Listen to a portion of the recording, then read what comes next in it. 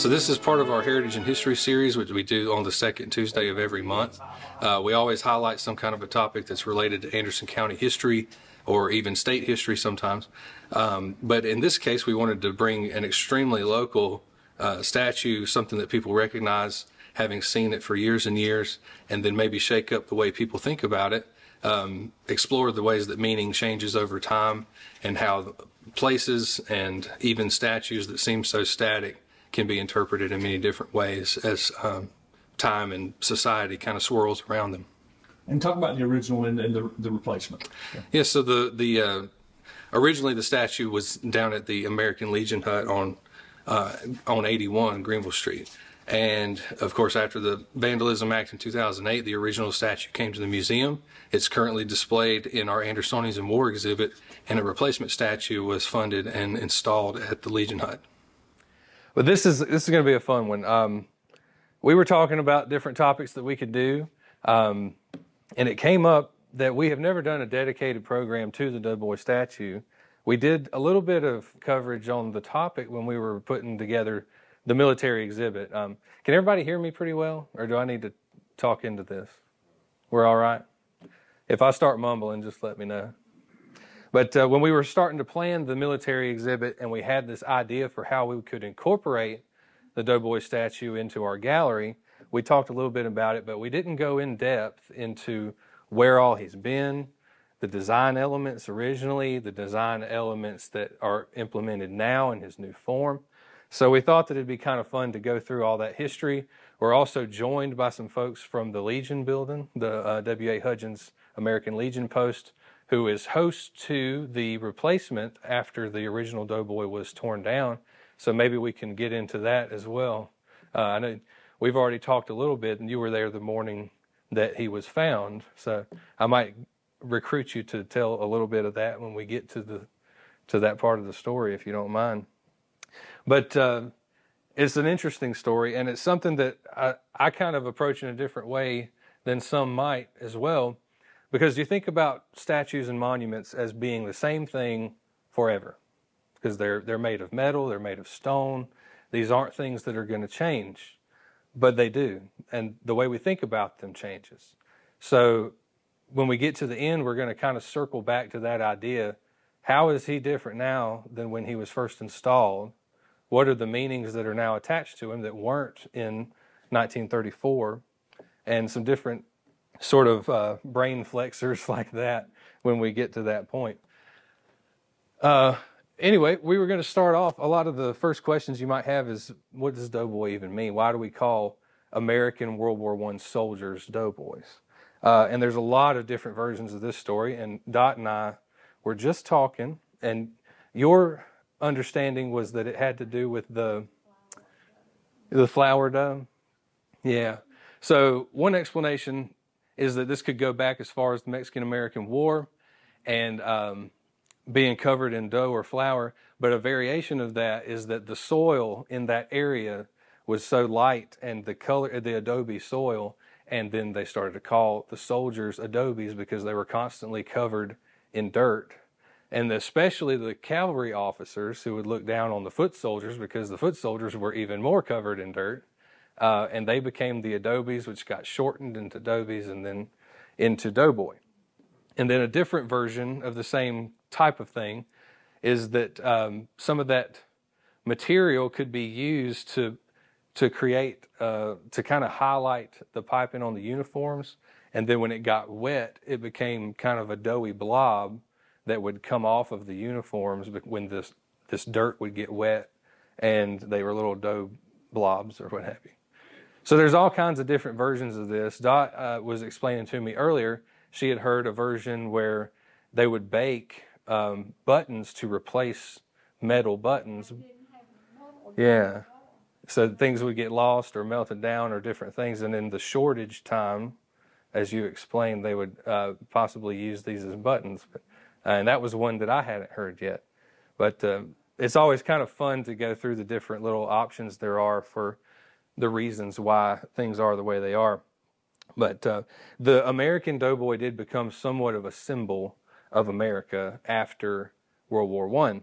And after the close of the war, efforts to honor the people who had fought in the war were very quickly undertaken because it was such.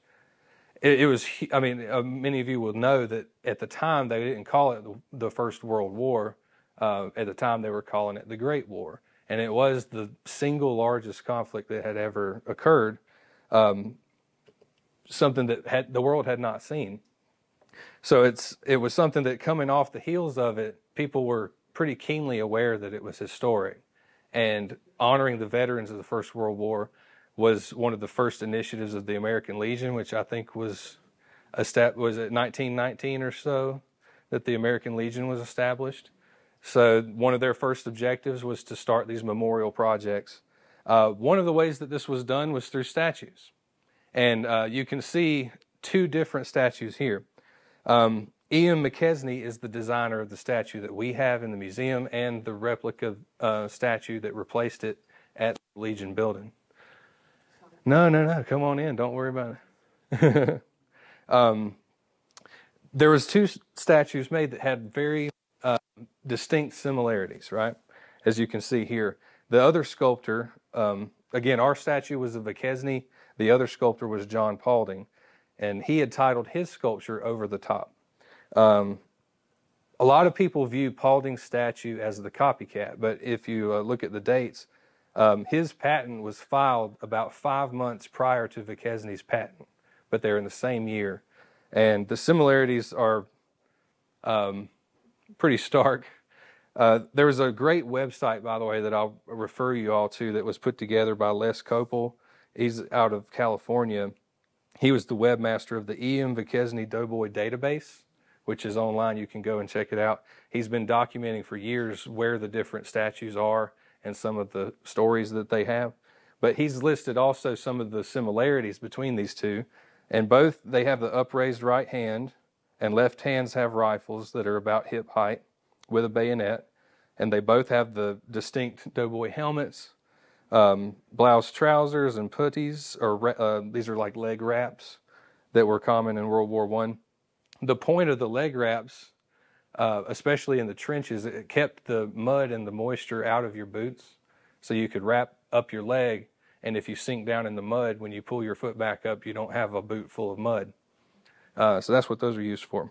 They also had a gas mask pouch and field packs and a cartridge belt. And at least originally, both of them had barbed wire at their feet that kind of represented entering into no man's land in between the trenches.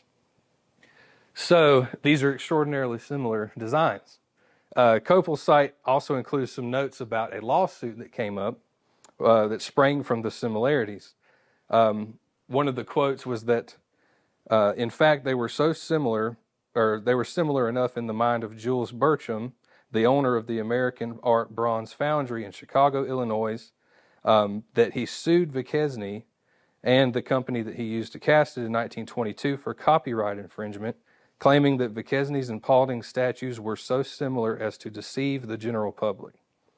By using the flamboyant advertising and sales tactics, cheaper materials and construction methods, McKesney was soon able to overshadow Paulding.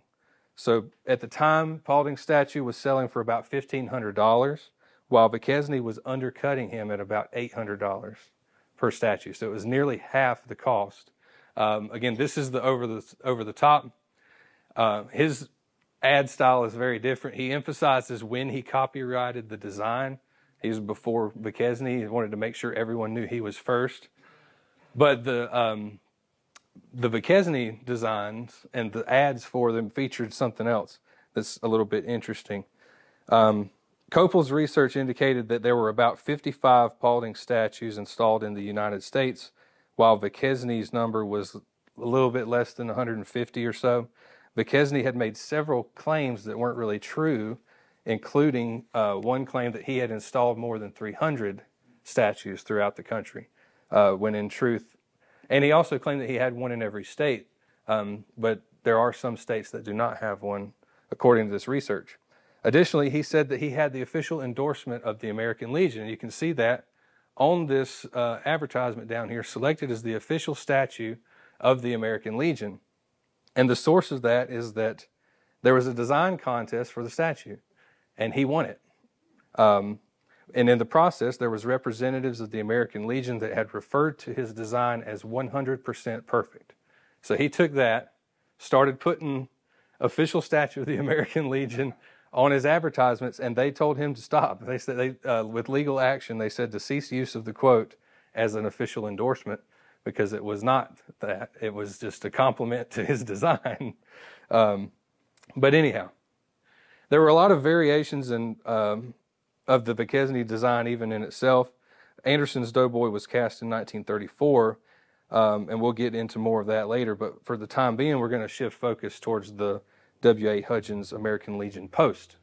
So our local post, and y'all correct me if I say anything that's not correct here, but our post here was established first in around 1919, and it was named after First Lieutenant William Augustus Hudgens, who was killed in action in October of 1918 near the Hindenburg Line.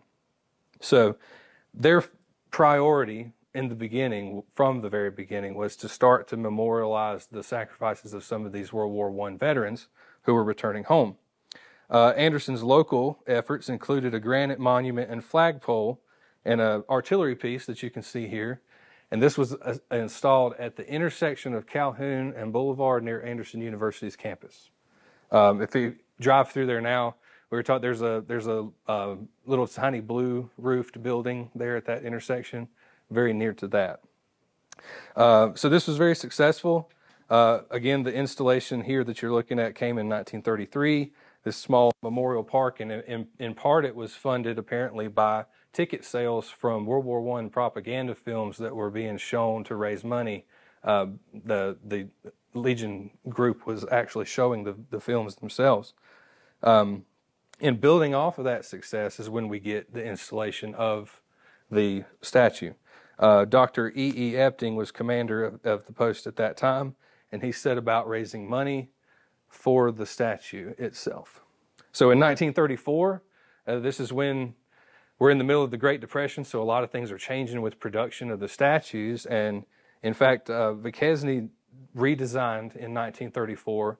The Anderson one is a little bit unique in that respect, because it was one of only 4 that he created with a closed mouth design, meaning that you can't see his teeth. Some of them have an open, and you can see some of the teeth and everything. So it's a little bit unique in that there's only 4 like it that are out there. But the other change that was made was in material. So in the advertisement before, you remember we have sheet bronze statues. By 1934, when this guy was installed, they had switched production to zinc because it was less expensive to create, and it allowed him to sell the statue for $700. So if you remember, when it first came out in the early 1920s, it was $800, and then in 1934, he was able to sell it for $700. So we think that probably for around $1,000, including the installation, they were able to secure the Doughboy statue and install it on this kind of rock pedestal, if you can call it that, a mound of rock. And it was in this same memorial park as well, down near the Anderson University campus. So, for reference, $700 in 2024 money, somewhere around $16,000, if you can imagine, in modern day money. So that's kind of what it looked like at the start. But upon its arrival in Anderson, the Doughboy was installed on this mound of rocks near the artillery piece, and it was dedicated on Armistice Day in 1934. This is one of my favorite images, and we really wanted to use it in the exhibit itself, and we did. But this goes to show you, Beverly mentioned I'd been here for 9 years. And for 9 years, I was completely wrong about this image. I thought, my theory was, for this whole time, has been that these names were the signatures of folks who returned from World War I, and that someone had been scratching them out, perhaps, as they passed away. And that's not the case at all. We find this 1936 article, a lot of these names you can see on the postcard image, and this is a list of the World War I deceased. So someone else, maybe the family members, had added their names to the postcard, other things. So that's just a good example of how no matter how much you think you know, there's always something you can learn. And I've had to correct myself now that I understand it a little better. But I started going down this list, and you see William C. Watkins that shows up. Well, that's a G over here. Let's see. We've got a few different ones to show. Well, one of them is W.A. Hudgens himself, who was up here. And so that was one of those pieces you find, and it kind of corrects what I had been thinking this whole time. But the closer we get to the truth, the better, really. I'll quit being wrong one day. Yeah. So this house here, some research kind of suggested that this was the original meeting place for the American Legion post here in Anderson. But in 1939, Postel Cater and William Watson donated about 6 acres of land down Greenville Street, where we now see the Legion hut as it's currently standing. So the building was dedicated in September of 39 and in honor of Major Ralph Raymer. And that's what the building looks like, of course, in the modern day. By the start of World War II, the Doughboy statue, along with the other components of the memorial park that had been down at Anderson University's campus, were all moved to the American Legion building. And the statue, there's a note on the Copel site that I was mentioning that the statue moved again closer to the street, and it was put up on the pedestal that's seen here. So either it was not originally on that pedestal when it first moved to the hut, or the whole situation was moved, or perhaps he's mistaken and it didn't move again. But regardless, it's been in this spot from then until the modern day. Well, not the modern day. We'll get into that in a second. But for several decades. So time and weather and all these things take its effect. A lot of you, it's interesting, a lot of you remember the recent project that we went through restoring the Robert Anderson Fountain, and how fighting against the elements is just this constant battle that you have to go through. And the statue was no different. It had gone through a lot. And in 2003, conservationist Ted Monick undertook a restoration of the Doughboy statue. And he did quite a job. In fact, I was going to have this up here if anybody wants to check it out afterwards. This is his conservation assessment from the project that they did. So he kind of went through, listed the damages. He indicated that the original structural shape was pretty good, except for the rifle, which had broken off on either side of the left hand, and the ankles had been broken in an apparent act of vandalism, so the legs were attached to the base with steel braces. So a new rifle was cast in 2003 and attached to the left hand. So he had to kind of match the patina of the rifle to the statue and do a bunch of different interesting work that I don't understand how any of it works, but he's a brilliant guy. And the whole statue was cleaned and stabilized. The legs were reattached with some steel tubing on the inside and a wax treatment. He kind of went over the whole thing with some wax. So the whole project was about $5,000 in 2003. So a Doughboy still stands in this location today, but as many of you know, it's not the original. It was done on November 11th, 2011 at 11 a.m., right? Yeah. So on the program, they had 11, 11, 11, 11. Yeah, so that was a great recap of this story here. And as he said, what are we going to do with the pieces? Well, they come to the museum, and these are some of them as they were laid out in one of our artifact rooms. And when I was hired in 2015, he was back there, and I, asking, what are we going to do with, why do we have it? Where did it come from? What are we going to do with it? And one of the things that came up, the idea, of course, the original idea was, well, let's put him back together and display him. So after some exploration, not only was the cost going to be very exorbitant, but there's also, when zinc is welded back together, apparently there's some sort of toxic fume that comes off of the metals that was going to make it that much more expensive to purchase the proper safety equipment and ventilation equipment that might have been needed. So that price tag was ballooning. So we knew we couldn't do exactly that, and the brainstorming started then. This is the condition. We knew everything could be, we had essentially the whole statue, but we had to come up with a new vision for the design. And then we, of course, one of the earlier stages of planning that I got involved with here at the museum, we started planning the military exhibit back in 2017 or 2018, leading up to our installation in 2021 and 2022. So this is when we first started, and we said, you know what, this is it. We have no excuse not to include the Doughboy in this. He's going to be a feature. He's going to be put back together. We're going to dedicate a space in the exhibit for him. And this was going to be it right here. This is, of course, in the very early construction stages, and we'll go back and check it out here in a little bit. But it just kind of brings back interesting memories moving. This is the field kitchen covered up. It was already in place because we had to build it around it.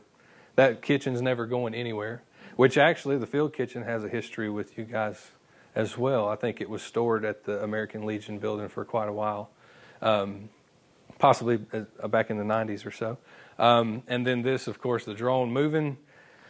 It's always been hung in the gallery, but we had to move it about 15 feet or so to get the plane in position in there, and that was one of the more stressful days of my career that I've ever had. But we made it. It's there, and it's still in the air. So, but this was going to be the spot for the Doughboy, but we knew still we weren't going to be able to put him back together in the sense that he would be a restored statue. So what then would we do?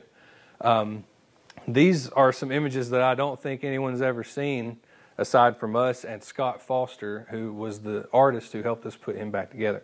So Scott came in, the museum staff had been brainstorming, and we brought him this idea. He's in pieces. We know we can't put it back together as such. What if we suspended things? What if it almost looked like a moment frozen in time, right? And then Scott, his wheels got to turning. We didn't know if it could work. We didn't know if this was even something possible. And Scott went to designing. So he had some renderings of some of the different pieces, like, for instance, how the face was kind of off from the different parts of the head, and the helmet had shards in it.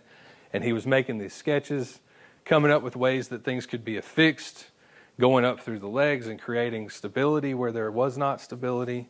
Put all these drawings together and came back to us, here's what it'll cost. We can do this. It's going to be amazing. So we said, get going. Let's see it. We were excited to see the final product, and he did a wonderful job. Here are some in-progress photos when he was working on it. And when we see the finished product back there, it might be easier to put this all together. But this is sort of an internal structure that was installed, especially around the waist of the body of the statue was one of the places he was able to attach really firmly. So that's where a lot of the weight's carried, is the belt line, heading down through the feet into the base of the statue. And then this series of cables to suspend different pieces of the face and the helmet from what would be a plate that would be above the ceiling. So he was getting to work on it, right? And this is on opening night. You can see the postcard image that we were able to use as one of our wall murals next to it. And it's looking pretty good. We changed the angle of the rifle had to change a little bit. You'll notice that difference. And of course, the different pieces as they're sort of suspended in air. So one of the kind of descriptions we use for it, how are we going to interpret this, right? So this is some text from some of the things that we had written leading up to the exhibit opening. Interpreting this piece will be done primarily in the context of memory and defining the concept of honor. So the act of erecting a monument is one means of establishing a perpetual public memory, like a shared memory. People can agree on certain parts of it. Additionally, an act of vandalism on it could be seen as a dismissal of the public memory. So the Doughboy statue will be displayed in its broken form as a case study of memorials and monuments in public spaces and how they develop a culture in shared space and the development of the physical landscape of memory in Anderson.